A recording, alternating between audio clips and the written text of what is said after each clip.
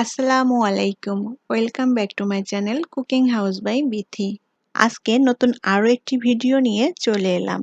আজকের recipe egg মাসালা।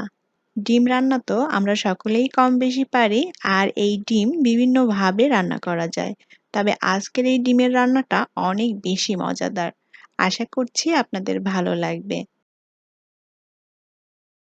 আমি এখানে 5টা ডিম খুব ভালোভাবে সেদ্ধ করে তারপরে খোসাটা ছাড়িয়ে নিয়েছি। এখানে আপনাদের প্রয়োজন মতো ডিমের পরিমাণটা বাড়িয়ে অথবা কমিয়ে নিতে পারেন। এখন এই ডিমগুলো কেটে নেব, তবে ডিমটা পুরোপুরি একেবারে কাটবো না, ডিমের অর্ধেকটা পরিমাণ কাটবো। আর এই ডিমটা কাটার জন্য আমি এরকম একটা সসের বাটি নিয়েছি। এই বাটির মধ্যে ডিমটা দিয়ে তারপরে ডিমটাকে কেটে নেব। আর বাটির মধ্যে এভাবে ডিমটা দিয়ে কেটে নিলে ডিমটা একেবারে পুরোপুরি কেটে যাবে না, ডিমের অর্ধেকটা পরিমাণ কাটবে। আর বাটিটা নিলে সুবিধা হয় যে ডিমটা যখন কাটবো তখন পুরোপুরি ডিমটা কেটে যাবে না, ডিমের অর্ধেকটা পরিমাণ একদম সমানভাবে কেটে যাবে। ডিমটা যদি পুরোপুরি কেটে যায় তাহলে কিন্তু রান্নার সময় ভেঙে যেতে পারে। আর ডিমটা এভাবে একটু কেটে নিলে দেখতে সুন্দর এবং আকর্ষণীয় লাগে। আমি সবগুলো ডিম একইভাবে কেটে নেব। সবগুলো ডিম একইভাবে কেটে নিয়েছি, এখন রান্নাতে চলে যাব। প্যানে আমি 1 টেবিল চামচ পরিমাণ তেল দিয়ে দেব। আর প্রথমে আমি ডিমটা ভেজে নেব, তার জন্য আমি অল্প করে তেল দিলাম। আর অল্প করে তেল দিলে ডিমটা ভাজার সময় তেলটা আর ছিটে আসবে না। তেলটা একটু গরম করে নিয়ে এখন এর মধ্যে ডিমগুলো দিয়ে দেব। আর ডিমটা ভাজার সময় সামান্য পরিমাণ লবণ দিয়ে দেব। আর দিয়ে দেব সামান্য পরিমাণ হলুদ। এখন ডিমগুলোকে উল্টাপাল্টা করে নেড়ে হালকা করে ভেজে নেব। আর ডিমগুলো কিন্তু আমি খুব বেশি কড়া করে ভাজবো না। বেশি কড়া করে ভাজলে ডিমটা আবার খুব বেশি শক্ত হয়ে যাবে। আমি ডিমগুলোকে উল্টাপাল্টা করে হালকা ভেজে নিয়েছি। এখন ডিমগুলোকে প্যান থেকে তুলে নেব। ডিমগুলো আমি প্যান থেকে তুলে নিয়েছি। এখন ওই তেলের মধ্যেই পরিমাণ মতো তেল দিয়ে দেব। এবার দিয়ে দেব পেঁয়াজ কুচি। আমি এখানে 1/2 কাপ পরিমাণ পেঁয়াজ কুচি নিয়েছি। এখন এই পেঁয়াজটা হালকা একটু ভেজে নেব। যেহেতু আজকে আমি এগ মশলা রান্না করব, তাই মশলার পরিমাণটা একটু বেশি হবে, তাই সেই আন্দাজ মতো করে পেঁয়াজটা দিয়ে দিতে হবে। এখানে আপনারা পেঁয়াজ কম বেশি করেও দিতে পারেন আপনাদের পছন্দ মতো। পেঁয়াজটাকে আমি হালকা লাল করে ভেজে নিয়েছি।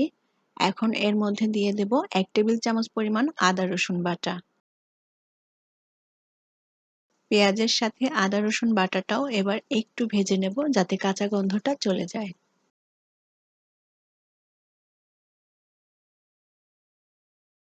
এবার পেঁয়াজের মধ্যে সামান্য একটু পানি অ্যাড করে দেব। স্বাদ মতো লবণ দিয়ে দেব। আর এখন এর মধ্যে দিয়ে দেব 1 চা চামচ পরিমাণ ধনিয়া গুঁড়া। 1 চা চামচ পরিমাণ দিয়ে দেব জিরা গুঁড়া। 1 চা চামচ পরিমাণ দিয়ে দেব শুকনা মরিচ গুঁড়া। মরিচের পরিমাণটা যার যার টেস্ট অনুযায়ী অ্যাড করে দিবেন, যে যতটুকু ঝাল খেতে পছন্দ করেন। 1/2 চা চামচ দিয়ে দেব হলুদ গুঁড়া। আর 1/2 চা চামচ দিয়ে দেব গরম মশলার গুঁড়া।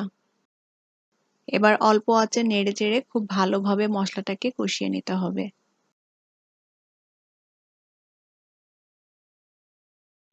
বাটিতে আমি 3 টেবিল চামচ পরিমাণ টক দই নিয়েছি। আমি এখানে কয়েকটা কাজু বাদাম, কাঠবাদাম আর চীনা বাদাম নিয়েছি। আপনারা চাইলে এখানে যেকোনো এক ধরনের বাদাম এখানে দিতে পারেন। আর এখন নিয়ে নেব কিছু পেঁয়াজ বেরেস্তা। আমি এখানে সবটুকু পেঁয়াজ বেরেস্তা নিইনি, কিছুটা রেখে দিলাম। আর এখানে প্রায় 1/4 কাপের মতো পেঁয়াজ বেরেস্তা হবে।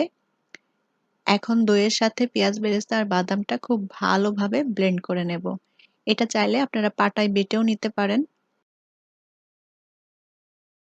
আমি মশলাটা খুব ভালোভাবে ব্লেন্ড করে নিয়েছি।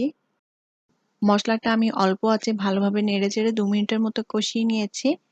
এবার এই ব্লেন্ড করা মশলাটা দিয়ে দেব। আর এই এগ মাসালার মধ্যে এভাবে দইয়ের সাথে পেঁয়াজ বেরেস্তা আর বাদামটা ব্লেন্ড করে যদি এই মশলাটা দেওয়া হয় তাহলে এই এগ মাসালার স্বাদটা অনেক অনেক বেড়ে যায়। অল্প আঁচে নেড়েচেড়ে আবারও মশলাটাকে ভালোভাবে কষিয়ে নিতে হবে। এখনো যারা আমার চ্যানেলটি সাবস্ক্রাইব করেননি তারা প্লিজ আমার চ্যানেলটি সাবস্ক্রাইব করে নিবেন এবং পাশে থাকা ছোট্ট বেল আইকনটি প্রেস করে দিবেন। এতে করে আমি যখনই কোনো ভিডিও আপলোড করব সাথে সাথে আপনাদের কাছে নোটিফিকেশনটি পৌঁছে যাবে। মশলাটাকে খুব ভালোভাবে কষিয়ে নিয়েছি। এবার এর মধ্যে দিয়ে দেব টমেটো কুচি। আমি এখানে মাঝারি সাইজের একটা টমেটো কুচি করে নিয়েছি। এখানে টমেটো পেস্টও ব্যবহার করা যাবে। আর এই টমেটোটা দিলে এগ মাসালার টেস্টটা অনেক বেড়ে যায়। মশলাটা খুব ভালোভাবে কষানোর জন্য আরো কিছুটা পানি দিয়ে দিলাম। আর এই এগ মাসালার মশলাটা কিন্তু খুব ভালোভাবে কষিয়ে নিতে হবে, তাহলে এগ মাসালার স্বাদটা অনেক বেড়ে যাবে।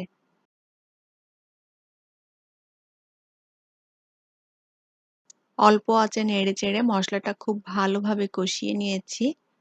আর যে টমেটোটা দিয়েছিলাম টমেটোটাও খুব ভালোভাবে সেদ্ধ হয়ে গিয়েছে। এই পর্যায়ে মশলার মধ্যে দিয়ে দেব ১ চা চামচ পরিমাণ চিনি।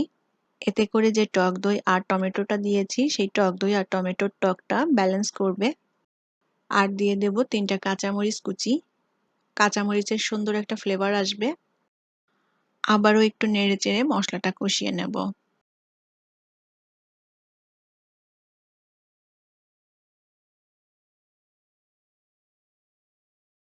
এবার মশলার মধ্যে দিয়ে দেব পরিমাণ মতো পানি। এবার ঝোলটাকে খুব ভালোভাবে ফুটিয়ে নেব।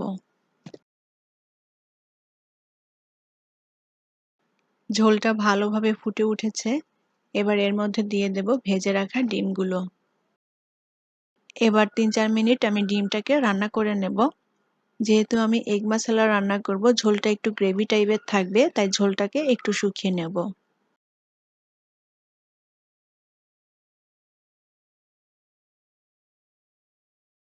এগ মাসালাটা প্রায় রান্না করা হয়ে গিয়েছে আর আমি ঝোলটা এরকমই রাখবো। আপনারা চাইলে ঝোলটা এর থেকে আরো একটু শুকিয়ে নিতে পারেন। এবার এর মধ্যে দিয়ে দেব কিছু ধনিয়া পাতা কুচি।